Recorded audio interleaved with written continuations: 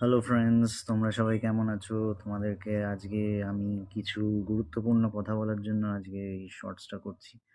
আহ, আমি একজন body বিল্ডারের video দেখলাম গতকাল। নাম নেব না, তোমরা বুঝে যাবে। তার বক্তব্য, সে নাকি 4 কেজি ওজন বাড়িয়েছে 1 সপ্তাহে, শুধুমাত্র ফেনা ভাত আর বাড়ি খাবার খেয়ে। এবার ব্যাপারটা হলো, যারা এটা শুনে ইনফ্লুয়েন্সড হবে তাদেরকে বলবো, হয়েও না। খুব ভুল করবে যদি হয়ে থাকো। যদি এরকমটাই হতো তাহলে সব ট্রেনাররাই সব ক্লায়েন্টদের এটাই বলতো যে তোমরা ফেনা ভাত খাও আর বাড়ির খাবার খেয়ে ওজন বাড়িয়ে নাও 4 কিলো 5 কিলো, যেটাই যতই হোক। ওটা কোনোদিনও পসিবল না ন্যাচারালি। এবার যত ভালোই মাসেল মেমোরি হোক বা যাই হয়ে যাক না কেন, ওটা কোনোদিনও প্র্যাকটিক্যালি পসিবল না। এটা যদি উনি ছাড়া আর কেউ বলে থাকেন, তোমরা তাদেরকে জিজ্ঞেস করে দেখতে পারো। আমার মনে হয় না এটা আর কোনো বডি বিল্ডার বা যারা যারা ফিটনেস ইন্ডাস্ট্রিতে আছে তারা কেউ এটা বলবে বলে।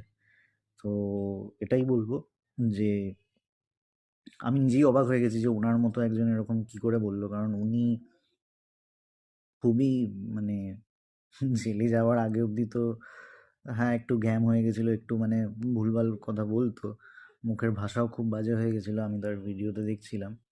কিন্তু ওভারঅল যখন সে স্টার্ট করছিল, সে অনেক বড় বডি বিল্ডার। আমি বুঝতে পারলাম না তার এরকম বক্তব্য কি করে সে রাখলো একটা সোশ্যাল মিডিয়ায় ফিটনেস ইনফ্লুয়েন্সার হিসেবে।